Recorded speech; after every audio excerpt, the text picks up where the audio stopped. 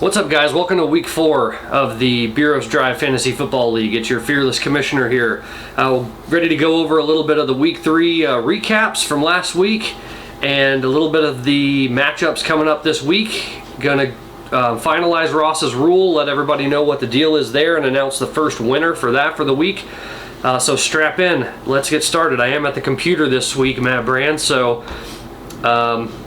speaking of Matt Brand, took myself on this week in a matchup between the top 2 teams in the league and beat me pretty handily. Had a really good game from Tom Brady and the number 1 wide receiver in the league, Cooper Kupp, if anyone would have guessed that in the beginning of the season. So congratulations, 127 points to my 98 points.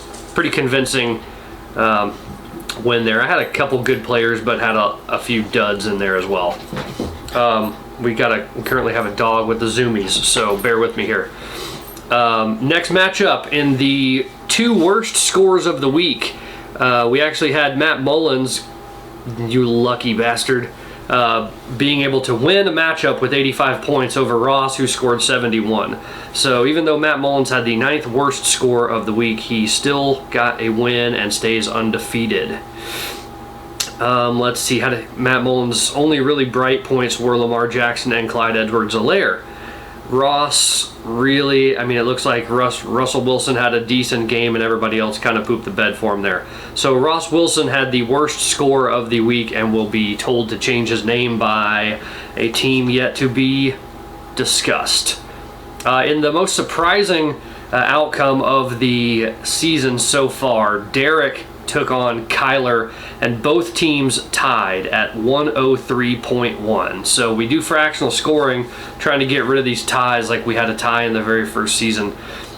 But obviously ties can still happen. So our league is set up where ties are broken by bench totals. So Derek was given the win because his bench scored something around 40-ish points, and Kyler's was only in the 20 range. Kyler, decent game from Pat Mahomes, even with 2 interceptions.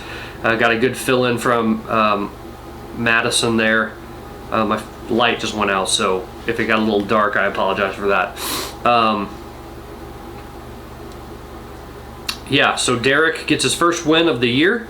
Gets to change his name back to whatever he'd like to change it to. And we'll move on to the next matchup.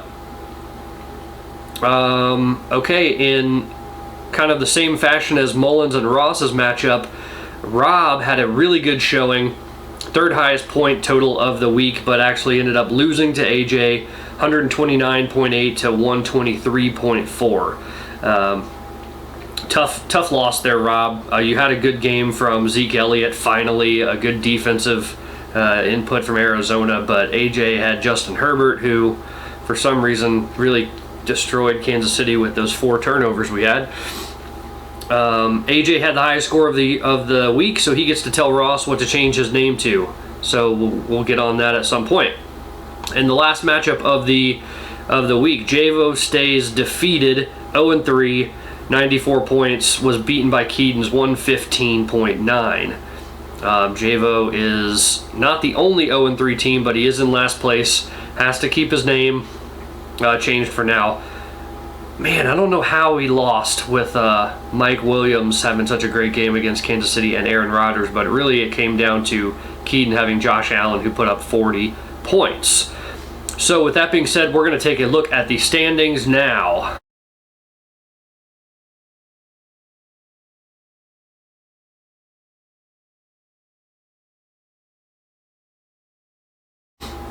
Okay, so there are the standings. We've got 2 teams at 3-0. Matt and Matt. I'm the only Matt that's not 3-0, I guess, unfortunately. 3 teams tied at 2-1, 3 at 1-2, and Kyler and Javo bringing up the rear at 0-3.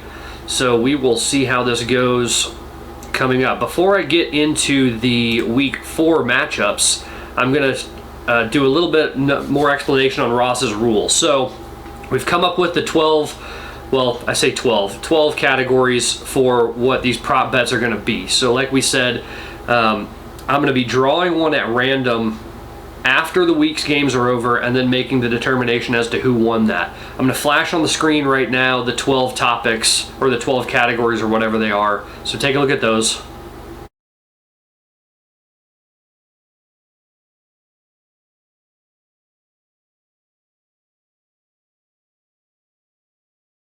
So you can write those down if you want to. You can keep them. I'm keeping track. We're going to be basically going from week 3, which is this past week, since it took us a bit to get started, through week 14, which is 12 weeks of the prop bets. 8 people out of the 10 participated, which means there's a pot of $200. We're going to give out $15 every week for those 12 weeks, which totals $180, and then the final $20 is going to actually go, as Ross and I discussed yesterday, to finalize that to the person who wins the least amount of these prop bets. Just kind of seems to go along with the theme there. So if you have that list in mind, I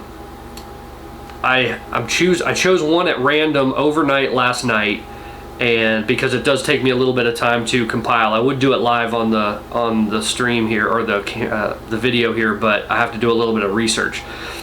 So week 3 ended up being Butterfingers, most turnovers by starters. Originally it said starters only, but that would have resulted in a 4-way tie at 2 turnovers. So I decided that we were going to break that tie using bench players as well. So the most turnovers by starters and bench combined this week was Rob, with a total of 4 turnovers. So Rob, I will send you your $15 for this week.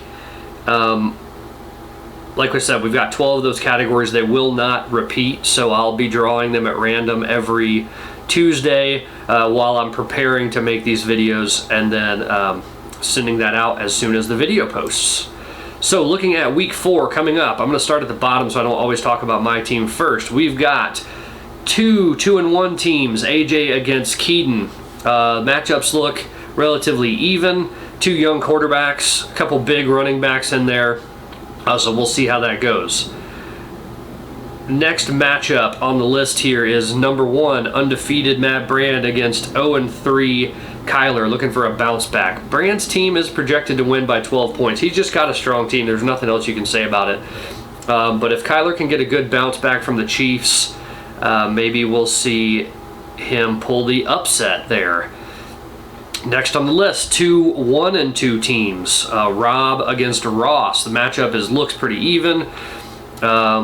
2 good quarterbacks in this matchup. I'm not opening these up just because it takes a little bit of time to do some previews, but we'll see how that goes. Ross will be looking to get a win so he can change his name, and Rob looking to bounce back from a little bit of bad luck. 4th matchup on the list here, 3-0, second place Mullins against 1-2 Derek.